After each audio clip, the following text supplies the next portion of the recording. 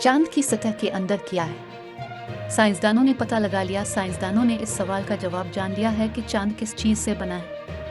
नई तहकीक के मुताबिक चांद की अंदरूनी सतह एक ठोस गेंद की तरह है, जिसकी कसाफत आयरन से मिलती जुलती है। जर्नल नेचर में शाया नई तहकीक के मुताबिक निज़ाम शमसी के सैयारों और चांदों की अंदरूनी सतह के बारे में जानने के लिए ज़लज़ले के डेटा से मदद ली जाती है। ज़लज़ले की लहरों से किसी सैयारे या चांद के अंदर मौजूद धातों के बारे में जानने का मौका मिलता है।